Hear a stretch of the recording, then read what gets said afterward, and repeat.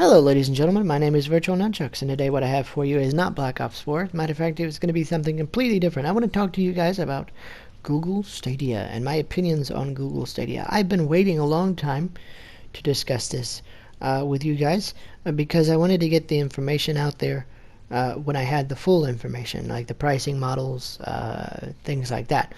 So if you've been paying attention since E3, they've been talking about Google Stadia and streaming service for gaming, and you never have to have a console again, and all you have to do is pay for the controller and the connectors to the TV, and you pay $129, and you can stream games directly to your console or your TV, your home, in 4K resolution and HDR and all this stuff, and you never have to worry about it anymore.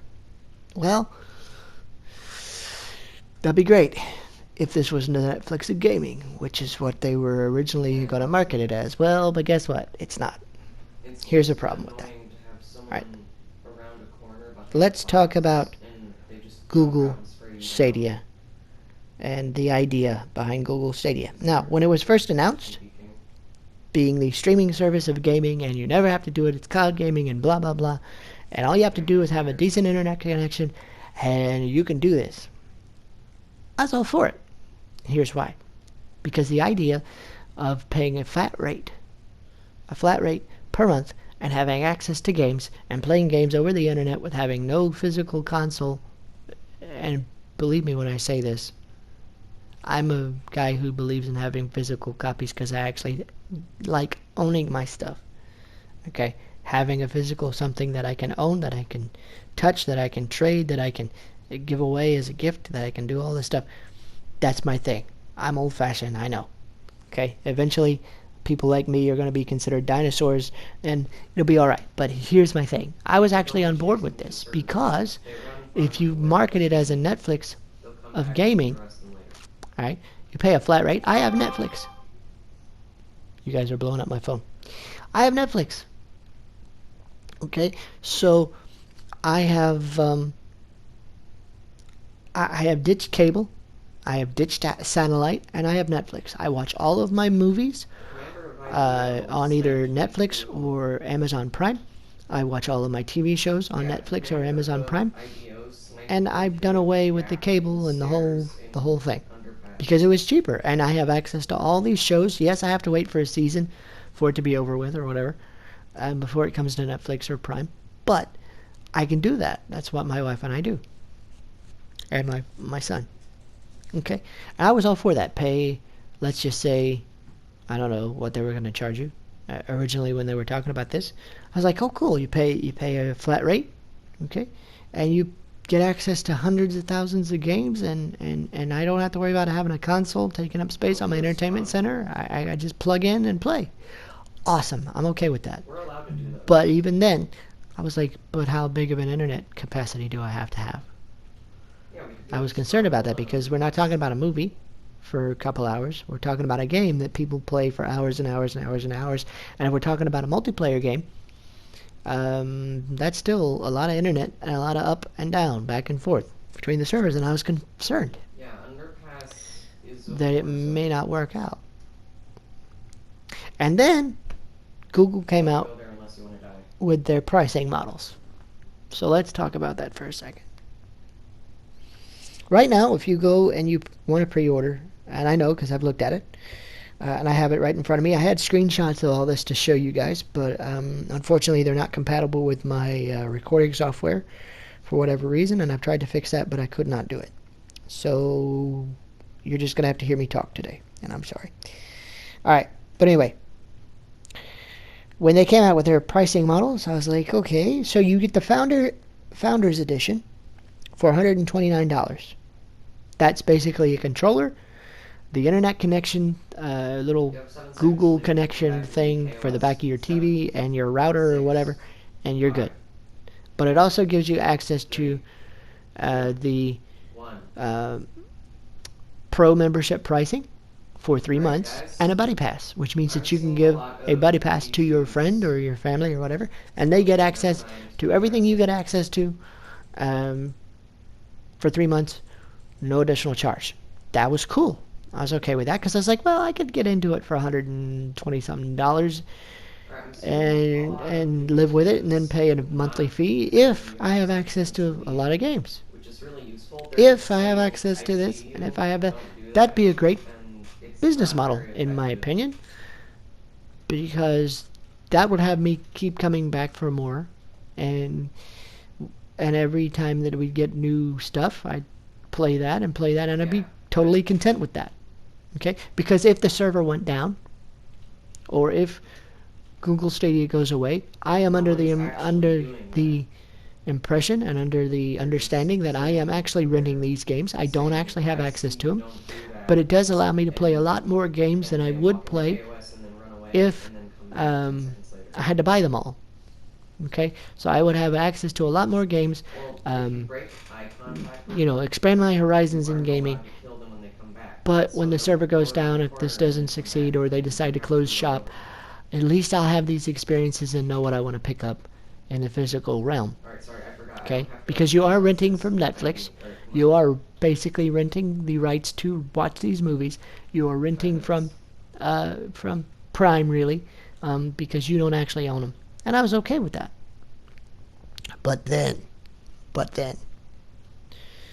they announced that you'll have access to a Google Store where you don't get access to games like Netflix. You have to pay the retail price for the game. So if I want to play Mortal Kombat 11, I have to pay $59.99 to purchase the game.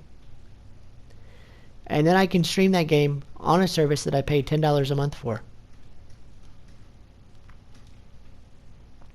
And I'm already in it for $129 anyway because I have the connector and the controller.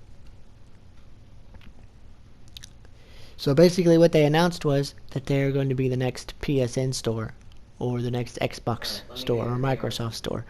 They're going to be the next PS Now or Xbox Game Pass.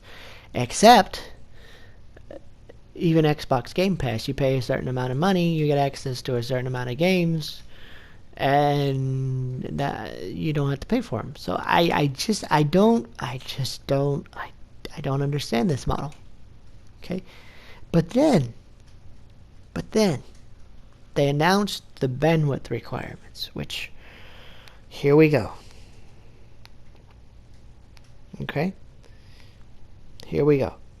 You ready for this? The bandwidth requirements, and I went past them, so give me just a second. And again, I had screenshots of this, but I can't show them to you, and I apologize. The bandwidth requirements. Okay, so you want to, and this is from their direct page. I'm going to read it directly to you because you can't see it on the screen, and I'm sorry. But it says you want to play. Stadia's resolution ranges from 4K to 720 to match your network's speed. That's important. Stadia works across various connections from 35 megs down to recommended minimum of 10 megs down. Okay, so basically they show you this little chart, and it says 60 frames per second stereo quality sound. 720 ranges from 5 megs to 10 megs down. Recommended minimum is 10 megs down for 720. Now, I don't know about you guys, but I haven't seen a 720p game since the PS3 days. Okay? And if I'm going to play Mortal Kombat 11, which is a PS4 current gen and an Xbox One current game, I don't want to see it in 720. I want to see it in at least 1080p. Or if I have a 4K TV, which I don't. But if I had a 4K TV, I'd want to see it in 4K on my native display at home. I don't want to have a 1080p or a 4K TV and see it in 720, because then it'll look like mud. Okay? But they said if you want to broadcast, or if you want to have a native 1080p resolution, you need a minimum of 15 megs down, or a recommended speed of 20 megs down for HDR video, 60 frames, and 5.1 surround sound to be able to play. Now, I don't have a 4K TV, so if I have 20 megs down, I'd get my native resolution of 1080p, 5.1 surround sound, and I'd be good. Okay? But let me tell you a little personal story. Well, I'll get to the personal story. Just hang on a second. If you want 4K, you can get 4K for about 30 megs down. The best possible resolution, or the best possible speed, is 35 megs down for a 4K native resolution in 60 frames per second, 5.1 surround sound. Okay? So let's talk about this for a second.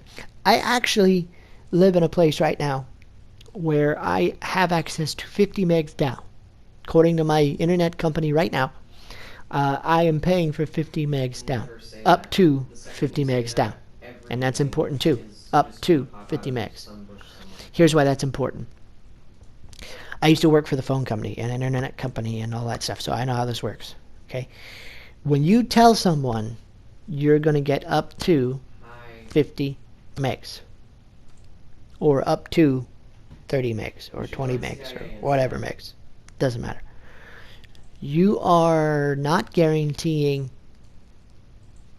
that you're going to get 50 megs, but you are guaranteeing that you will have speeds up to that point, which means that we will be able to slightly upgrade your internet speed as a phone company. We can upgrade your speed when we sell you an upgrade. Okay, and I know because I used to work for them. When we sold you an upgrade, we guaranteed that we will upgrade your internet from the current speed that you have. But we are not guaranteeing that you're going to get the maximum speed that you were offered. Okay? Because of different things, from the distance you are from the actual building that supplies the internet speed, the distance you are from, the farther you are away from that building that supplies your speed, the slower your internet speed is. The wiring in your house affects internet speed. The wiring carrying the signal from the building to your house affects internet speed. There's a bunch of stuff that that affects how fast your internet goes. So I'm paying for 50 megs, but I actually I've tested it several times now over the last few months. I only get about 34 down, 34.9 something down on a consistent basis. Okay? I went from about 10 megs to 34 megs. So that's a big jump for me. But I'm paying for 50 megs. So you might say, well, Virtual, you need to get on top of that. You need to talk to your phone company. You need to do this and that. And they would come out and they would look at it. Even the text from the call center or whatever, they would send signals to the modem to see what kind of speed we're getting and all that kind of stuff. They would do that. And it might help for a couple days or whatever, but as soon as the wiring or as soon as something hiccups with the phone company, it's going to go back down to where it is, and there's nothing I can do about that. All right? So, there's not a lot I can do. And here's the problem with that. 35 megs down, I have great internet here, and I can't even get 35 megs down. What happens if you're driving and you wanna play Google Stadia on a road trip, and you have 5G on your phone? Here's some information for where to go on a road trip. What? Here's a summary from Google. Top 10 best road trip destinations in the USA. Pacific Coast Highway, California. Shush. Going to the Sun Road, Montana. Okay. Blue Ridge Parkway, Shush! Shut up! Oh my gosh! See, Google listens to you. That's scary. Okay. All right. I said road trip, and here it goes. Okay, but I've been saying Google a lot too. So here's the deal. What if you're going on a road trip? All right. Let's say you want to play on your Google Pixel 3 or whatever. And you want to play, and you want to play a game while you're on a road trip. As soon as your 5G goes away, you're going to have a hiccup. And even if it doesn't completely wreck your game, it's going to slow it down considerably. your resolution is going to look like mud. You know why I know? Because I live in the middle of a booming metropolis compared to what I used to live in years and years ago. And even in this great place where I live, I have 5G, but if I go down the road just enough, my satellite radio cuts out for about 30 seconds, and my signal on my cell phone drops from about 5 bars to 2 bars for a good stretch of road, and then it comes right back because of trees, because of whatever. And hold on a second, guys. I think I'm going to sneeze, and I don't want to sneeze in here.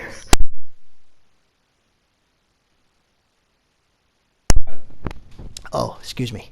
All right. So you're going to go from wonderful resolution to garbage resolution.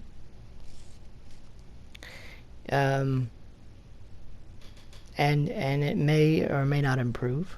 Okay. You may go from surround sound to stereo, or less than stereo.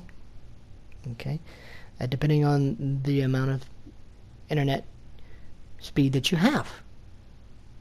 So not only do we not own the games that we buy from the Google Store or whatever it's called, that they're going to call it, not only do you not own the games that you buy, you're having to pay full price, mind you, to rent them.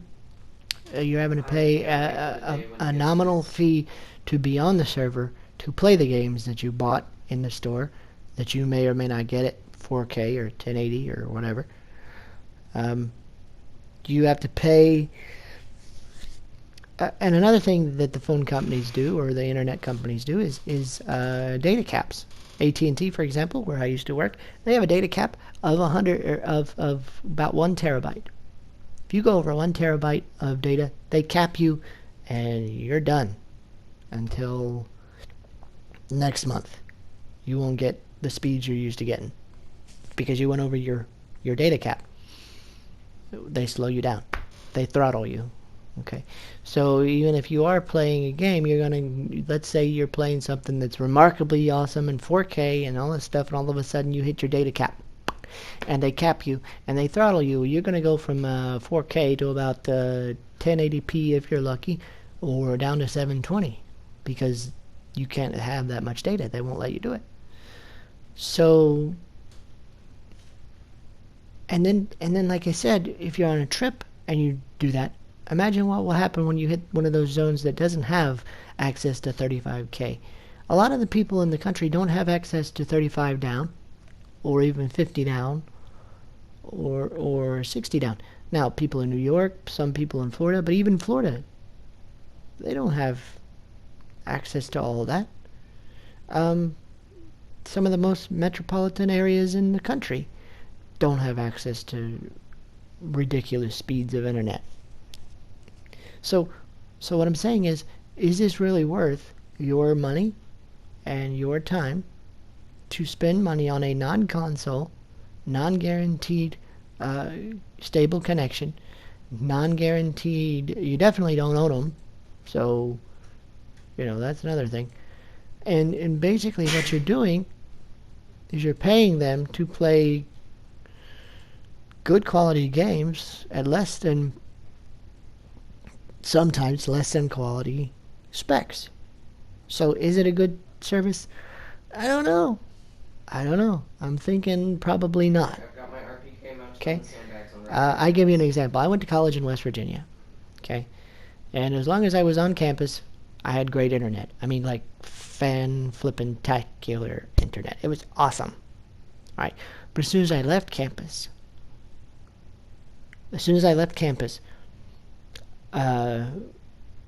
internet was very poor. Okay. Where I went to school, some people were still using satellite internet because they couldn't even get high-speed internet except by satellite because of the mountains, because of the fact that it's a rural state, and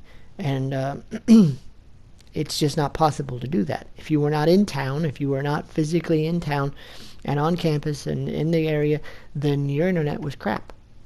And I can tell you, you're not going to be able to play multiplayer games over the internet if you have satellite internet, or even cheap broadband internet that you can get a little bit farther away from campus.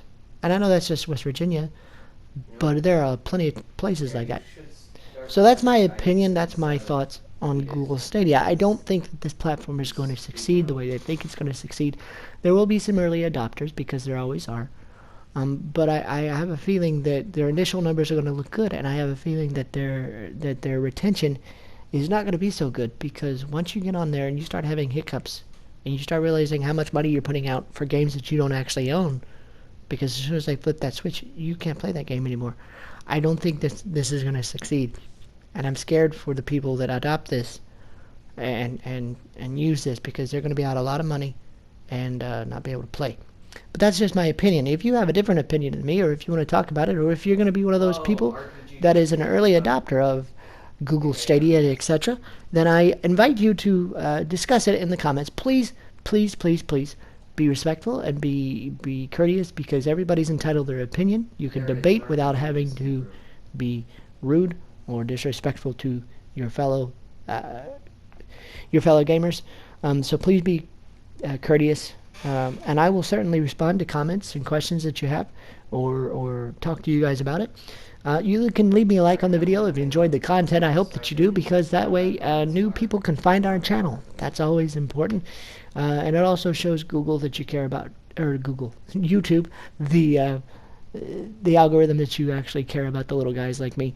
So if you wouldn't mind leaving me a like on the video, I would appreciate it. You can follow me on Facebook.com/VirtualNunchucks, Twitter @VNunchucks, Twitch.tv/VirtualNunchucks, where we'll be returning to Twitch in August. But right now we're trying to work around my wife's new shift. She's got an earlier shift, and we're trying to get everything squared away here.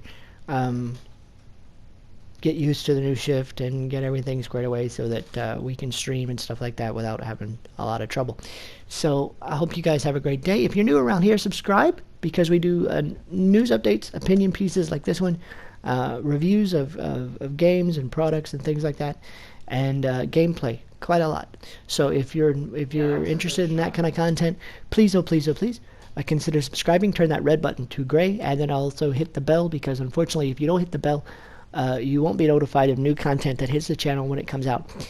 Even if you do hit the bell occasionally, I know, because one of my subscribers from Japan does not get notified immediately when content hits the channel, and she communicated with me that she missed a stream because of that yesterday.